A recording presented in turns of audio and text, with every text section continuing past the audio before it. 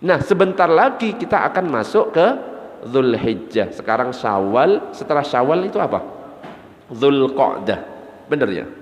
Setelah Dzulqa'dah baru Dzulhijjah. Nah, di bulan Dzulhijjah ini ada anjuran bagi kita, yaitu ibadah kurban. Nah, ini yang nanti akan kita bahas sedikit demi sedikit. Mudah-mudahan nanti bisa menjadi pencerahan bagi kita semuanya dan bisa kita amalkan nanti di hari raya Idul Adha. Allahumma salli ala sayyidina Muhammad.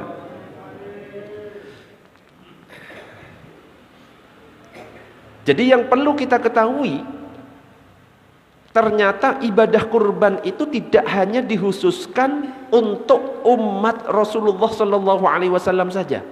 Tidak hanya dikhususkan untuk kita saja. Ternyata ibadah kurban sudah disyariatkan untuk umat-umat terdahulu. Dan ini disebutkan di dalam surat Al-Hajj ayat 34.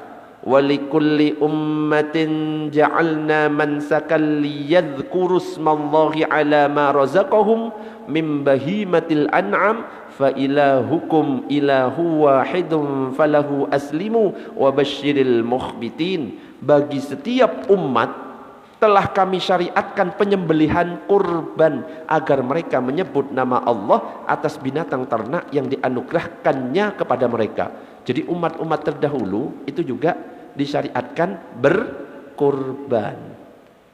Sebagai contoh adalah kurban yang dilakukan oleh dua putra Nabi Adam.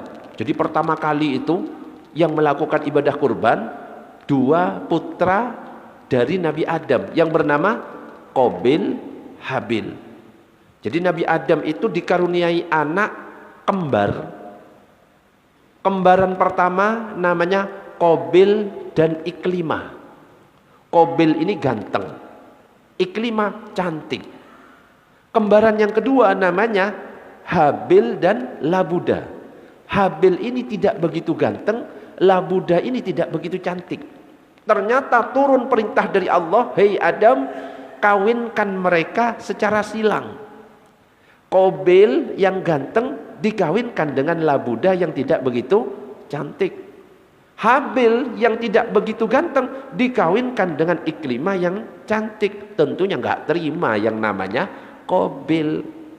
Loh, saya kakaknya, saya ini lebih ganteng daripada Habil, saya lebih pantas menikahi Iklimah yang cantik. Gitu. Ya, Nabi Adam langsung galau sama Siti Hawa yang pada akhirnya dapat petunjuk dari Allah. Coba, hei Adam, Qabil dan Habil itu suruh mempersembahkan kurbannya. Kebetulan Qabil itu petani, nyiapkan hasil pertaniannya, buah-buahan, daun-daunan, hasil tanaman dan lain sebagainya. Sayangnya yang disiapkan itu ternyata yang jelek, busuk buahnya, tanamannya jelek, sudah rontok-rontok gak jelas. Berbeda dengan Habil. Kalau Habil, dia itu adalah peternak, menyiapkan hasil ternaknya yang memang luar biasa. Kambing gibas jantan warna putih gagah bertanduk.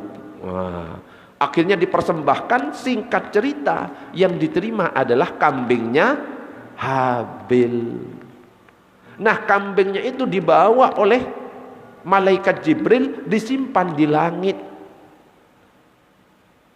Yang pada akhirnya nanti kambingnya Habil itulah yang akan menggantikan Nabi Ismail ketika disembelih oleh Nabi Ibrahim. Nah, itu ternyata kambingnya siapa? Kambingnya Habil yang disimpan di zamannya Nabi Adam. Allahumma shalli ala sayyidina Muhammad.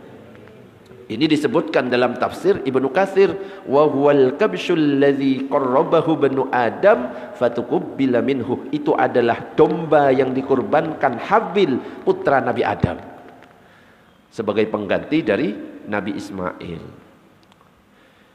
Nah, itu sejarah tentang kurban. Nah, sekarang kita berbicara tentang definisi dan makna kurban.